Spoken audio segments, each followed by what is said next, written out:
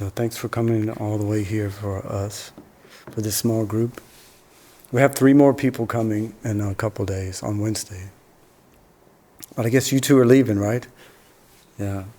Well, that's just what it is. I was just talking to somebody down there who's having some kind of problem. I really didn't have time to answer her question, which is a shame. We're so busy sometimes. We can't really stop and, just give somebody your time or even yourself. I'm learning that on this retreat, like right away, that's coming up for me. But something like regret or something happened that's bothering her. And, I just said, well, you just have to slog through it because there's always some new stuff to deal with. But, there's something about the retreat that I noticed right when I got here. There was just a whole load of things that I haven't been looking at. That suddenly, even I'm a monastic, I live there and practice all the time and do retreats. But still, things happen, that you have to process. And there's nothing like a retreat to show you that you're not really aware of what's going on. And that's kind of what I want to talk about today, like the awareness that we have. It's like right away, like this morning I was working on something, just some despair and heaviness from stuff I've been through lately, and I just resigned myself to that life. I realized that life that was there, that path is not there anymore. So I have to let that go, right? But it's kind of like you have to let something die, It's like you have to completely just give up on it and it's gone. But underneath that, then there's a whole wonderful other life, a whole new path. So that's the process, though, of letting go. It's always about letting go, isn't it? Like you let go of it. So, but also, I think really the point is just to be with that. This morning I was just in that mode, wow, this is sad. I have to let this go. What a sad situation. That suddenly it shifted and I'm fine. I feel wonderful. And I'm so happy I gave myself that time to just be in that space and have that emotion. Just allow it to be there, Feel the whole depth of it too. Why not? That's your privilege to look really deeply into this fabric of reality that we have. I think we miss a lot. We miss a lot. I noticed on the last Kilche when I was sitting, one morning I got up and I was in some kind of turmoil from a dream. I didn't even remember the situation. And I was sitting on the cushion, and at some point I realized I'd been awake for a while, that I was still kind of in the dream state. There were still these random things coming up and that were non-sequential, that, didn't really fit together, and it was kind of crazy. And I realized, this is just the way the mind is. It's like that all the time. It's not just when you sleep, you have dreams and all this stuff comes up and you're kind of, dreams are sort of preparing you for some big event or trying to deal with stresses in the day. It's your mind kind of putting things in order.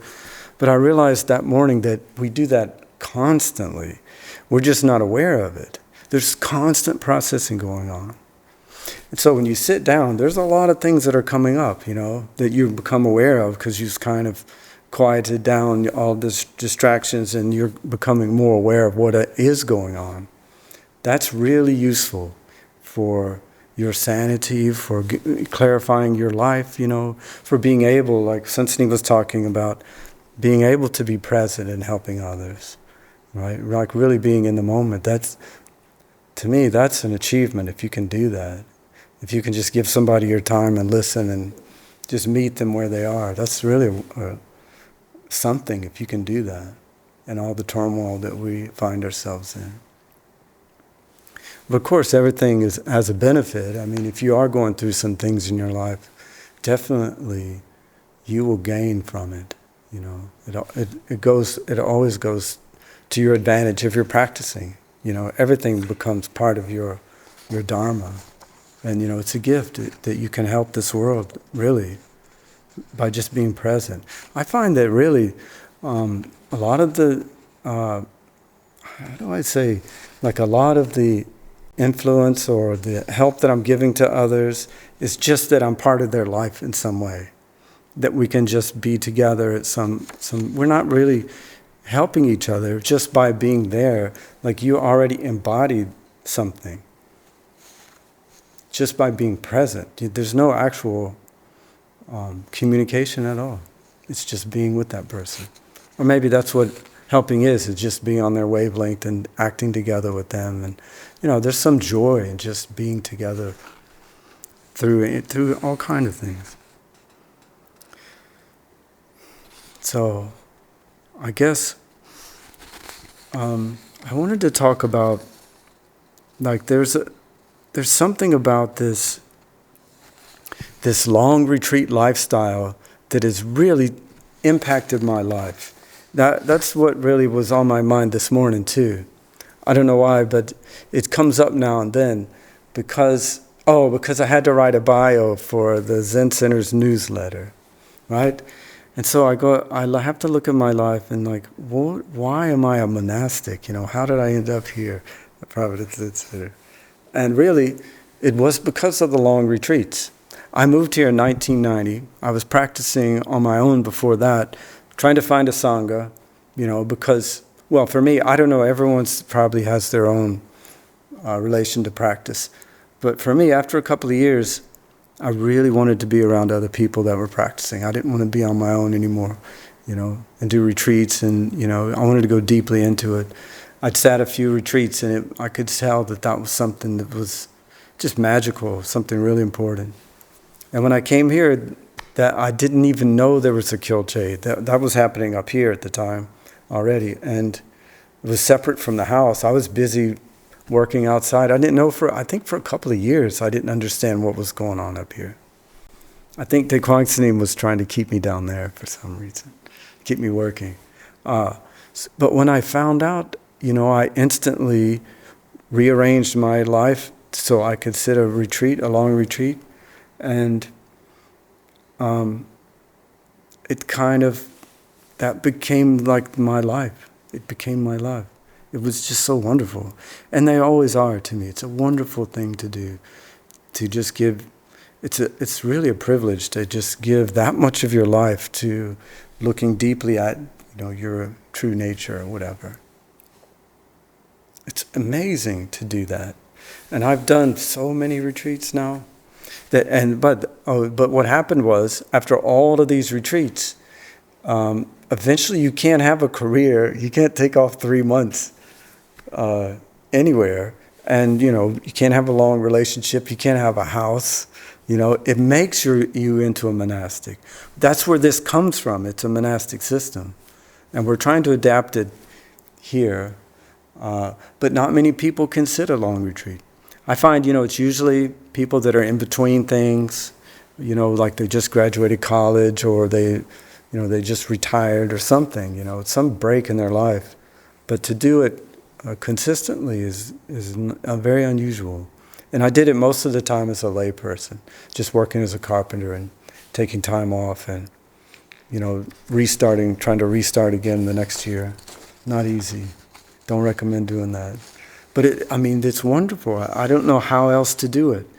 If you really want to do a long retreat though, and you don't have that space, then monastic path is a way to do it. But that's pretty drastic. I know you're a young mother, right? That's really not in your future. Josh is thinking about it. But yeah, it's a big decision, because you only have so much time in your life. So if you really want to go deeply into this practice in this form, then that's going to affect your life, the rest of your life. And you might get down 20, 30 years down the path and say, wow, my whole life is gone. This is where I am now. This is, you can't really just reprogram and do something else. So when I talk to young people now, I say, well, what do you want to do with your life? Be careful about, don't go too deeply into stuff, if you're not sure about it. Right? Look at that, if you want to have a family or something like that. For me, it started, though, I started practicing when I was pretty young and still a teenager, really. And I grew up in the forest in Louisiana, so there wasn't really too many people around. It's a very rural area. And so I spent a lot of time in the forest. And the thing about Louisiana, it's a subtropic, so you can't really go in the forest a lot because it's full of bugs and snakes. So there's a lot of clearings and fields there that are just left to fallow, or clear-cut forest, and that's basically where you spend your time if you're in that kind of terrain, because the bugs don't like to be out in the sun. And there's places you go, if you grow up in the forest, that are magical places to go, that have some kind of, I don't know what it is. It's like you find some really beautiful scene that you love, and that becomes the whole point of going to the forest, is to find these places or return to them. It's kind of like a pilgrimage. It's almost like a spiritual practice of just being in that environment and finding places that resonate and traveling through the wilderness. But the fields became something later in life that I realized were my initial introduction to practice. So this is what I wrote, an introduction to some work that I did. I call it the archetype of the field of weeds. I've always been attracted to abandoned fields where the natural force is won against someone's idea. No more clean lines and monotonous order. Instead, a swirling chaos of weeds and flowers, so beautifully arranged. A stand of trees, all the intersecting branches moving in the wind. The scattered light. There's some meaning beyond the simple fact that it exists. It conveys something of its origin, the one. It became alive in me. I first noticed when I had to do the morning bell chant at Musangsa solo. I'm not a vocalist. I don't have any natural ability with a voice. I could do it, but not well. Out of desperation, I recalled the sunlight through the trees and found my voice. It took a few years for me to understand this. My voice became the same as the sunlight through the trees. When I chanted from that place, it conveyed the same information. Then it slowly began to dawn on me that I should live this way. There's not anything particular about a field that has some particular teaching, but I'm sure you could find the same thing in the city. Just the placement of things. There's some divine order to it. There's some meaning behind everything, and also in our consciousness, like the sixth patriarch enlightenment line, what he heard, let your mind go anywhere with no hindrance. Right? There's a wildness to the mind itself, just allowing it to be what it is, letting it function the way it is, and owning that, being that thing, not trying to force yourself into some kind of role or to be perceived in a certain way. That's really the beauty of humanity, when it's just a pure expression. And that's what people like. I remember I was listening to a podcast about, it's called How Did This Get Made? Have you ever heard of that? It's about really bad movies, and these comedians review them and point out all the flaws. But they also talk about the good things. It's kind of the structure of film. I remember listening to one, and they were talking about this actor and how wonderful he was, because he was so vulnerable. Like, that's what they picked up on about him, because you could just get the essence of that person. You could see it in the film, even though it was a terrible film. But that's something to really to try to embody in your life, just to be yourself as cleanly and purely as you can, just allow your mind to go anywhere with no hindrance. That's the metaphor of the field of weeds. Wow, there's a lot here. Okay, this is kind of when I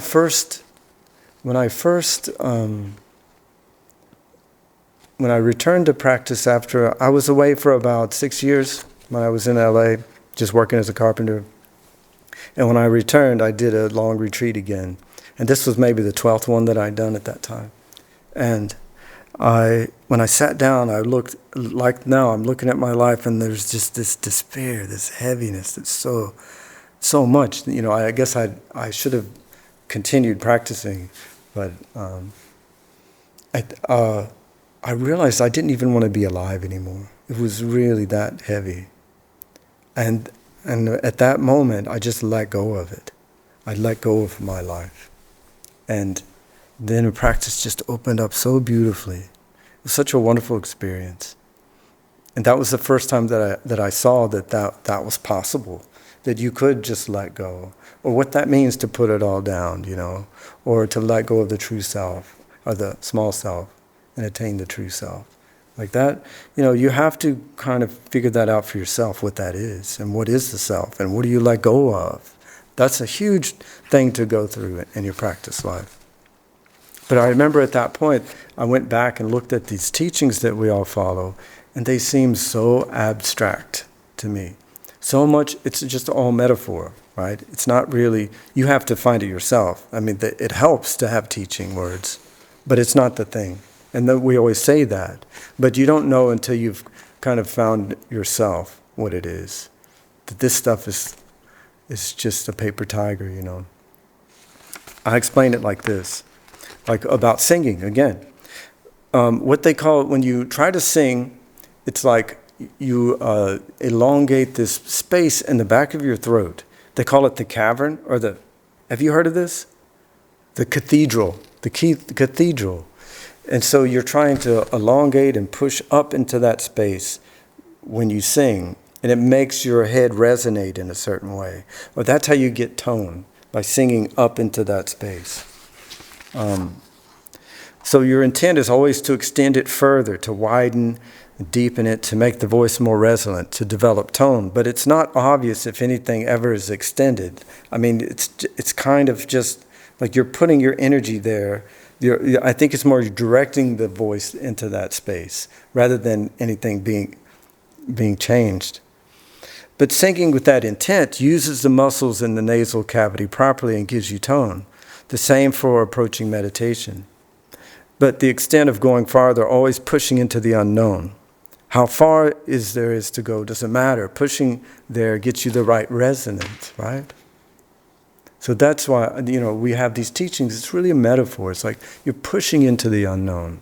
You're driving into it. You're not trying to expand yourself or become something else.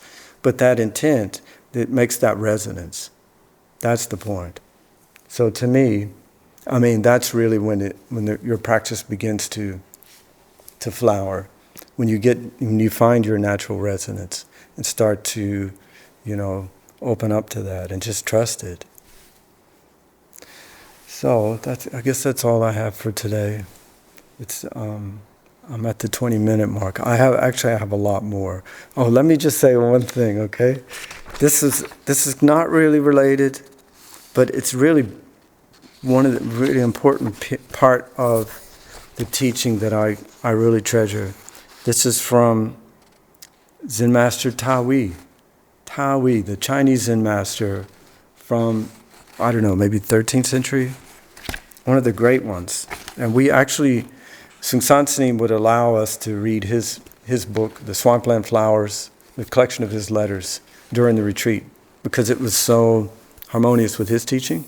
But actually, that branch comes down from Rinzai, who was sort of the founder of this tradition in a way.